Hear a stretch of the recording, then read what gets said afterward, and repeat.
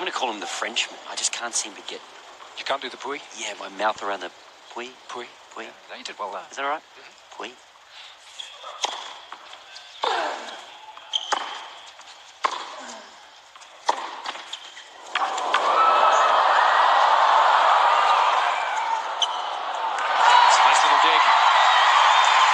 One way to see Rafa come to the net.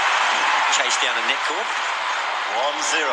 NADAL. Did play a little bit of tennis in the Kuyong exhibition. Lost to Richard Gasquet yesterday. This is the first event for Pouille this season. Was supposed to play in Brisbane, Rafa, but just felt that because of the injuries last season, he wasn't able to put the right amount of prep time in. Wasn't quite ready to start the year.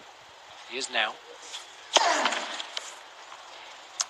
You get the feeling that Rafa would measure his preparation to the minute, don't you? Very carefully planned. Well, you could see the Frenchman. I mean, he was a metre inside the baseline. He wanted to take a chance. 2-0. Put a big rip on the ball. That wasn't a bad bounce, was it? Was that a rising delivery? Saw a few of those against the Brits. Tell you what, as Englishmen, don't talk about the cricket. Jeez. Didn't take you long.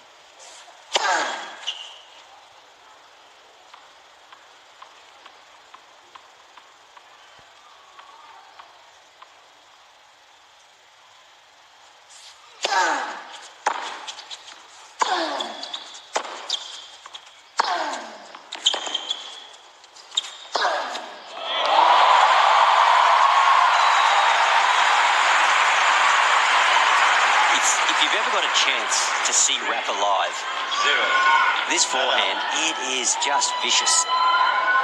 Just the weight of shot does damage. It's not even the placement, just the revolutions. Mr. NADAL challenging the call. Right. No, it's been Inside called line ball wide. was called in.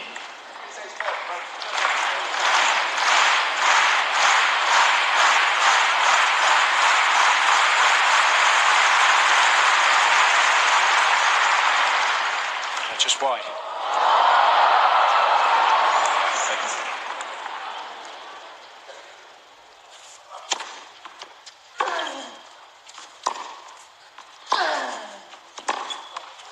Off three there, you could be a little more aggressive than you would do otherwise. I actually really like this backhand when he steps up and takes it on the rise, because it's such a linear shot. It's so simple. And if there's energy on the ball on the rise, he can get some value out of that backhand.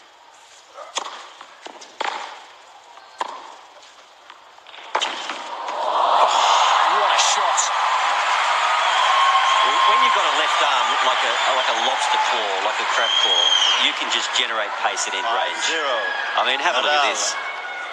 He's not even in screen. I'll tell you what, that was a massive forehand, wasn't it? It's. I watched him at Kuyong yesterday, and I tell you what, the intensity today is even more so. Rafa's always intense. There's a lot of wind the other day in Kuyong. Still in here, his roof is closed. He's seeing the ball really well, Rafa. Kashi, I think Rafa's as strong as you. I'm going to go out and look. I think he's nearly as strong as you. Not many are, that's for sure. It's the perfect start. 6-love. I mean, if you're Pouille, what's your thought process here? Well, I think you're just looking at that big, comfy chair and thinking, I could be back here any minute. Hard to see Rafa losing from here, isn't it? 6-0. So interesting there, wasn't it? Right from the first point of the previous tiebreak between Djokovic and Hewitt, Rafa was already warming up, wasn't he? Already going through that process of getting ready to compete. Warming up on the bike physically, but already asserting himself emotionally too. Little shank from Rafa, but he'll take it. But you know, 7-0, what you just said NADAL. there, Jason, asserting himself.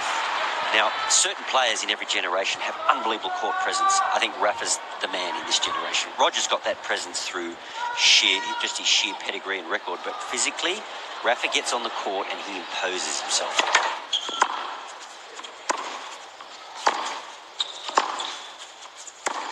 Oh, he's on fire.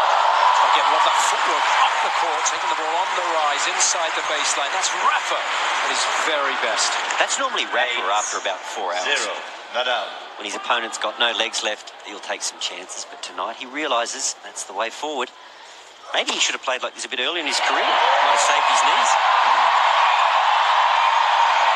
It was Billie Jean King that suggested champions adjust, don't they? Yeah. They're able to take into consideration whatever the circumstances are, do whatever's required. That's what Nadal's done so far this evening.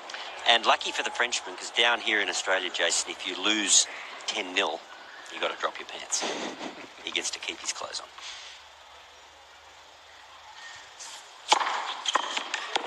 Oh, flattens out the first serve. 199 Ks. It's taken him long. No, Whole host of match points here for Nadal.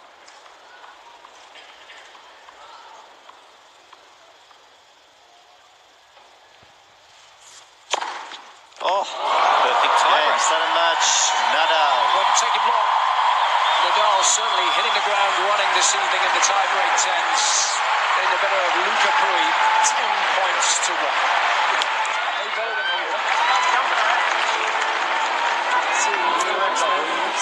With Luca Pouille, what do I say after that against Rafa? How'd you find it? Not very fun, actually. No, cannot say I made a base start, 6-love down, but no, it was fun to play in front of you. Rafa is a great player, so I try to be better in the next tiebreak. Mate, you'll get that opportunity next week. Good luck in the Australian Open. Over to Pat with the great man. Well, Rafa, that's just about perfect tiebreaker. I saw you at Couillon a couple of days ago. Very windy, nice still conditions here today. That was just awesome. Yeah, it was a good start. I played well. No, yeah, things happen so quick, and if you start well, then you get confident, and it's very difficult to come back in this format. Yeah, well, let's look at it. At 5-0, you're out of position off the court, and I know we've seen you do this many times before, but what do you think when you're that far away and that far back? What do you do?